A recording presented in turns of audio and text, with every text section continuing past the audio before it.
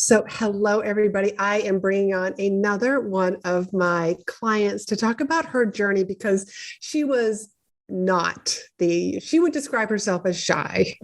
And just one year, she was like, this is the year that I am going to start speaking. And our paths just kind of collided. And she has an amazing story, not only what she does, but just her journey from taking that I'm not sure if we want to call it a leap of faith, but just raising her hand saying, like, I want to be that person that's on stage and help more women, and the things and the opportunities that have just opened up for her. Let me introduce Kim Jones from Lock and Key Home Organization. Hi. All right, you're already starting shy. I will not do that anymore. So you would describe yourself as a shy person? Absolutely, yes. Very, very introvert. And why in the world did you want to speak? Why did you want to become the speaker in the front of the room? A couple of reasons. Number one, I knew it was my biggest fear, and it had always held me back in corporate. And I basically just refused, and I hit my glass ceiling very quickly. So when I went out on my own, it was my own personal fear that I wanted to conquer. And also, on top of that, I wanted to tell everyone, as many people as possible, about how home organization can make your life so much simpler, and you don't have to live in chaos. And there's ways to do it easy where people think it's very complicated. So two reasons: conquer the fear, and then also to spread the word. I completely forgot about your corporate life, and how you're right. When you refuse to speak, you're only going to go so far, and then you get passed over for promotion until it's like, sorry, like you just have to stay put. And Exactly. I love how you just wanted to, like, that's it. Like, I'm going to conquer this fear. Yes. Yeah. And it's, you don't see a whole lot of home organizers speaking. So I always say, like, like people, my clients who come to me who are like this done for you service, those industries that don't do a lot of speaking, it's like, you're going to stand out even more. Yeah, and that's really the goal, because I think a lot of people are so scared of it. And I think it was truly a hidden secret until we started to get the Marie Kondos or the home edits of the world. So now it's out there, and now it's just getting the message out there that you too can do it, even though you may not be an organized person. But if I can learn to speak in front of people, you can learn to organize. Everything is learnable. Like everything is learnable. I remember asking you this question after your first presentation, which was out of town at a conference. And how many people were in your room? So it ended up being standing room only. There are people sitting and standing. So I think it was above 50, but I don't know the exact count. Okay, so you had a standing room only. Love that. Yes. But I remember asking you, so were you nervous? No. Your answer was no. Why weren't you nervous? Like, your first time speaking at a conference, out of town. I mean, like, this was like a big deal. Yeah, so I was totally prepared. We had done so many walkthroughs. We had prepared the speech. So it was at that point where it was very routine for me. It's the practice until you bust. So I practiced. And by the time I got there, it was like a relief to just get it out and to share all of my hard practice. So I wasn't nervous, definitely had a little bit of jitters, but just getting up there and just owning what I had was valuable. And I think that was something I always was second guessing and doubting, but knowing that they wanted to hear about home organization and giving them the content that they wanted to hear rather than just rambling on and on and on. Yeah. Yeah. And like, I tell people, like, the reason why you're scared of public speaking is because you don't know what you're going to say. But when you know what you're going to say, you step up to the front of the room, or you step up to, like, the camera here on Zoom, and you know what you're going to say. So you show up more confident. The funny thing about there's so much about that particular conference that you spoke at. One, you handled it like a pro, but also, and I tell people this and they're always blown away, you had 3 presentations. Yes. Presentations. Talk about that. Yeah. forgot about that. So when we were developing our speech, one of the ideas that we came up with was to let the audience choose the subject. So we had an intro, and then the subject, we had it broken down into 4 options. So I think it was playroom, kitchen, closet, and maybe it was just the 3 options, and let the audience decide. So I did not have a clue what they would choose. Right. I thought with 100% certainty that it was going to be the closet. Actually, I thought it was going to be the playroom. So I had kind of really narrowed down and rehearsed that like nobody's business. And I had friends that went with me, and they are like, you keep doing the playroom, you keep doing the kitchen, like, why don't you just try the closet? And I was like, okay. So I ran it dry once right before the presentation, and ended up, unanimously being the closet. And I really think it's because all the moms, like, they do everything for everyone else. They have the playroom clean and tidy, and they always worried about the kids with the toys, and they never do their closet because it's always the last thing. And it's a kind of like a self-care, and it's not something that they ever really address. So they were super interested in learning more about that, which is so interesting, because if I had not given them the options, I would have talked about the playroom. So when we were working through it, and you had mentioned, like, let's have a couple options and let them choose, I was like, ooh, like, I'm going to be doing good to get through this, like, first time. I was like, let's just stick to the script. But the more and more we kept talking about it and working on it, I was like, this is a really, really good idea. And I love that they were giving their input to make it valuable for them, that they were getting the content they wanted.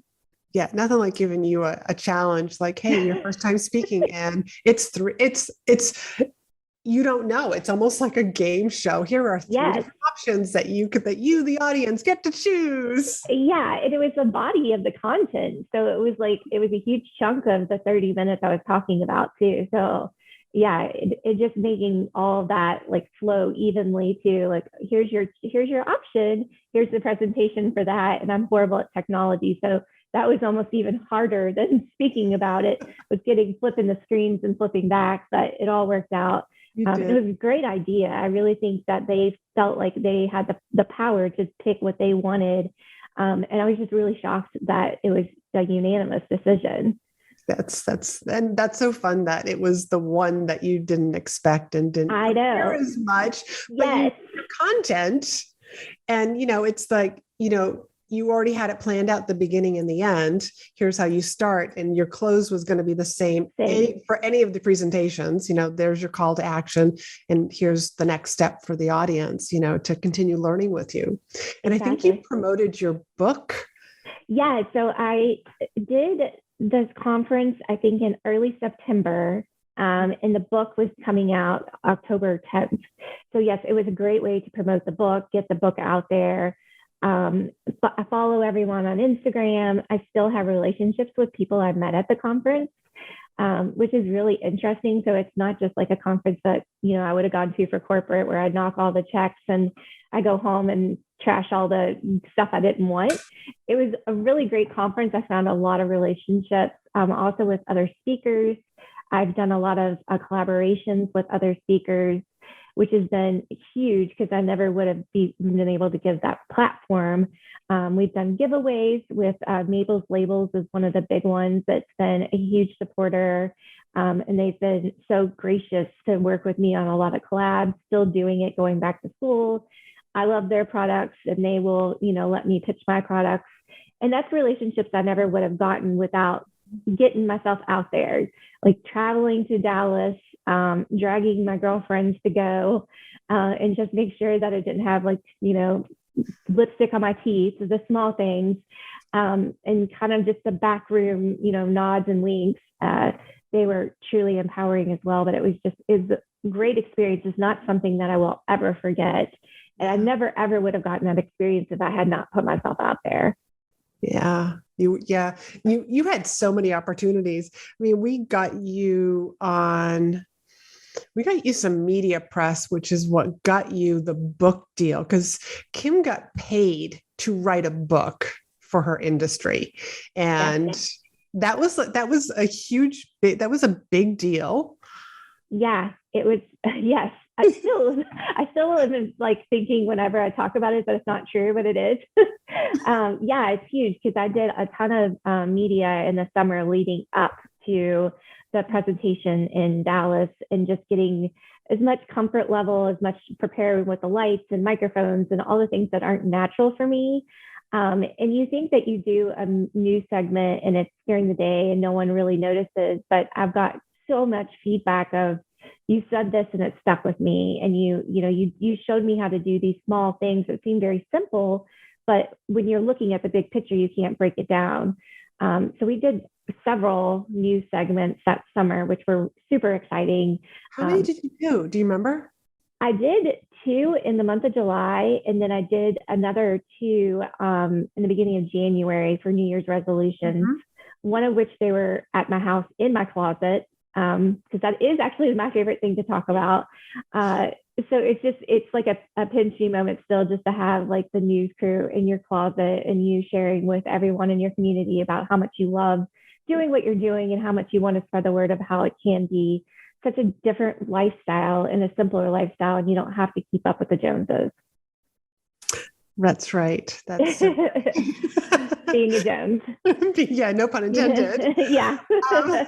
So what else has happened as a result of you stepping on the stage? You got the book deal, you've been in the media, you've been on TV.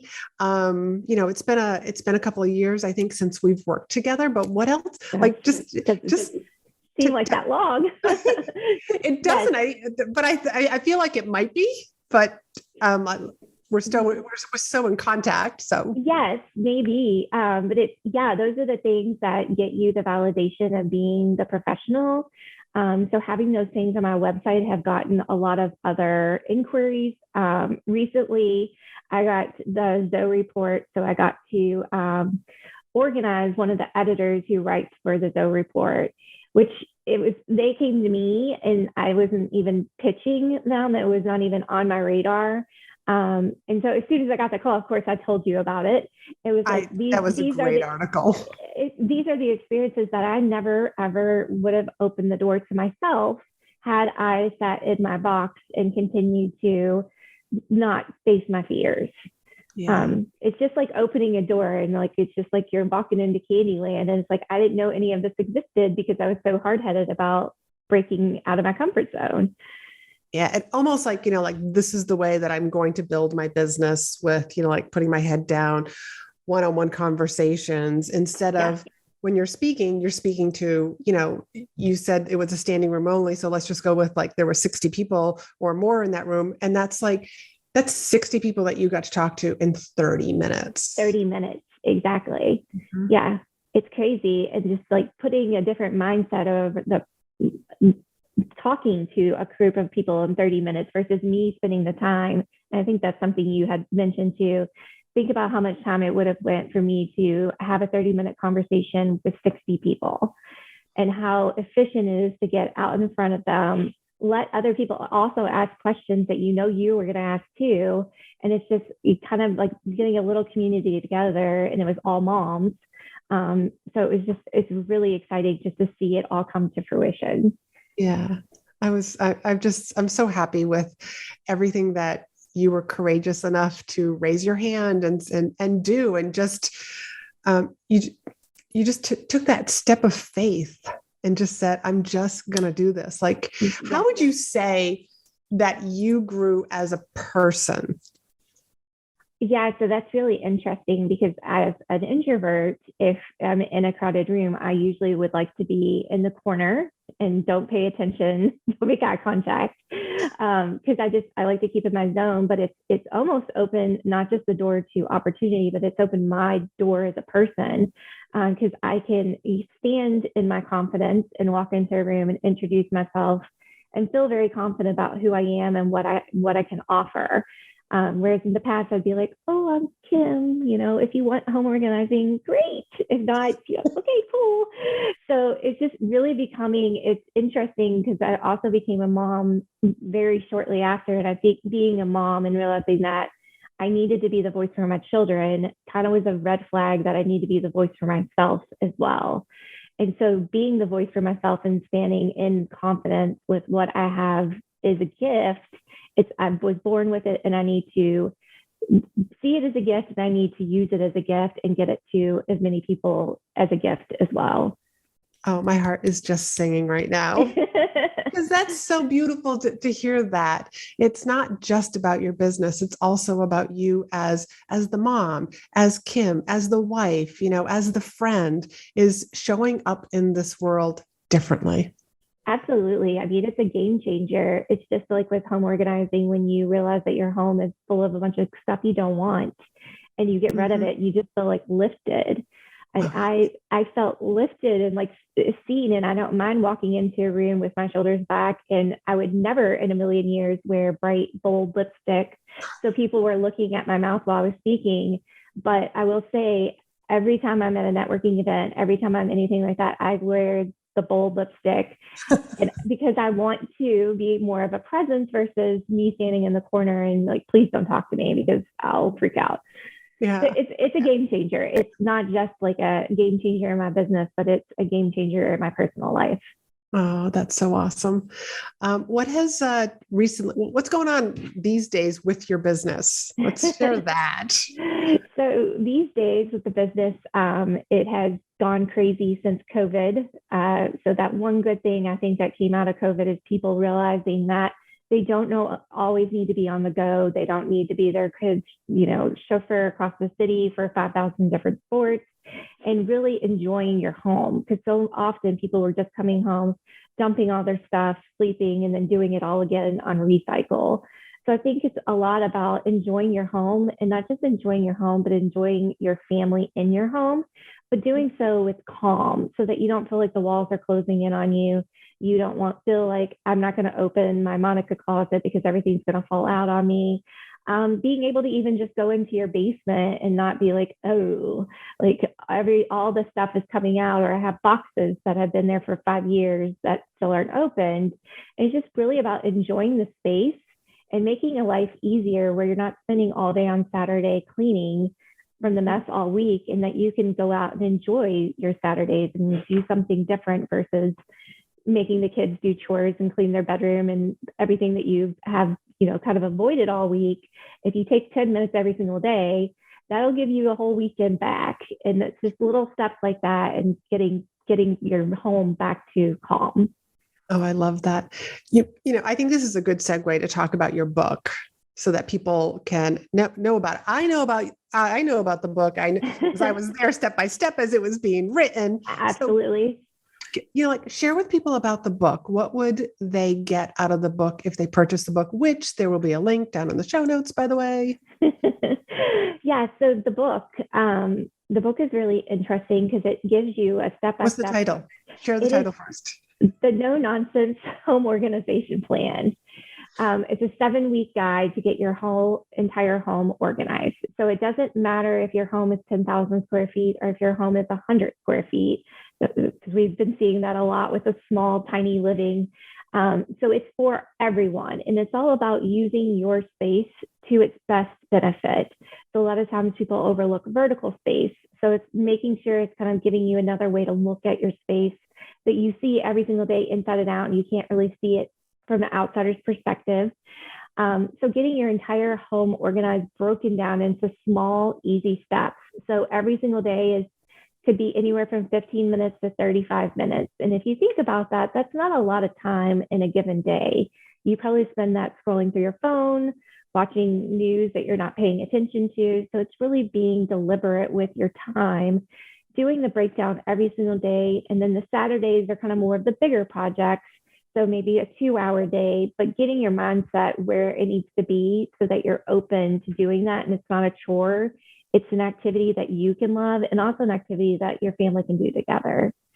So yeah, and just adding some sense of humor to it too, because you don't want to just read like boring manuals, how to do this, this, and this. So I try to throw in a little bit of humor in there as well, just to keep it light and airy and make people really enjoy the process.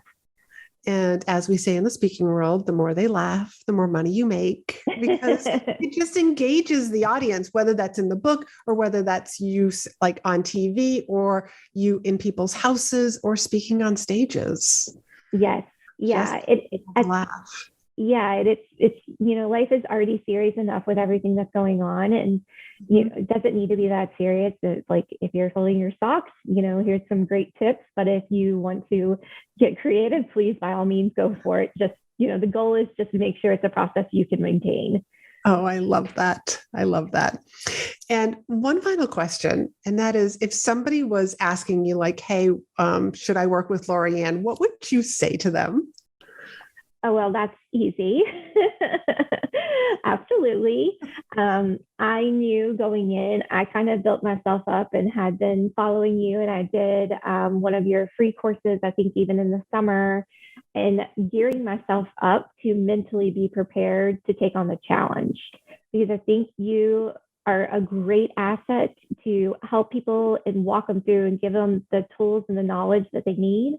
But ultimately, it's up to the individual if they're ready to take the challenge.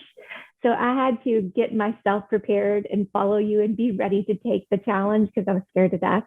And then once I finally went all in, I was all in. And it was just amazing resources I still use today. I still do help a reporter out. I still get, I try to write as much as possible to get my name out there as much as possible. How to pitch, like, people think I'm crazy. I pitched the Bed Bath & Beyond CEO last week, and my friends are like, "What? Are you insane?" I'm like, "Well, who cares? He can say no, but I have a good idea, and I think he needs to hear it." So being confident, not just in the speaking, but in the pitching and how to pitch. So there's like the big scheme of the thing is I can go on the news and people are like, "Oh, you're so natural," which is hilarious because I'm absolutely not natural. But also not just the speaking, but getting the content and the pitching and being confident in what I have to say is valuable. So I could probably ramble on that subject for a long, long time, but it was an amazing experience. It's something that, just like Dallas, it will always be with me and always be using the tools that I need to move forward. Oh, I'm so happy. I am so happy with how you have just blossomed and how I've been able to just like watch you grow. Yes. So I want you to tell people like how they can follow you, how they can continue learning from you. We're going to have a link to your book down in the show notes, but is there a newsletter, a program, like anything? Just share with my audience exactly where they can find you and continue learning from you. Okay, so all of the above. We are just now diving into Pinterest and really trying to get the products out there that we use every single day, and that, some of the DIY, because that's why I love Pinterest. If I can't cook, but I'll go to Pinterest and they'll teach me how to cook. So we're diving into Pinterest, and it's Lock and Key Home Organization. And then Instagram, we're really big on with Reels, and with trying to just share very, very important details on how you can do this yourself too. And here's the tips and tricks of how to do it, how to be successful. And also a day in our life. My assistant and I are, every single day, if we're not in the same house, we're in contact every single day, and just like the bloopers of our life. Yesterday being in a pod that we were cleaning out with snow on the ground, and it's 40 degrees, so we think it's warm, and it's like, how do we get ourselves into this mess? But we made a commitment and we wanted to get it done, and we just went in guns blazing. So Lock and Key Home Org on Instagram, and then Lock and Key Home Org on Facebook as well. And then we do have our website, which is www.lkhomeorganization.com. And there's a mailing list on there as well. And where are you located for the people who might want to hire you? Yes, good question. So I am in Louisville, Kentucky, but I do travel. And then I also do virtual organization as well. So I've done work in Texas, Florida, Ohio, anywhere that is willing to accept me, I will go, for sure. I love, taking adventures and helping other people outside of my local community. The local community is what has been there from the beginning and supported me. And I will always be grateful for Louisville, Kentucky, but I do like to expand my wings sometimes and visit other states, but that's my primary home of residence. And so if you need a home organizer, she's the girl to call, her and her partner, and, or I shouldn't say just home organizing, but also if you're going to move.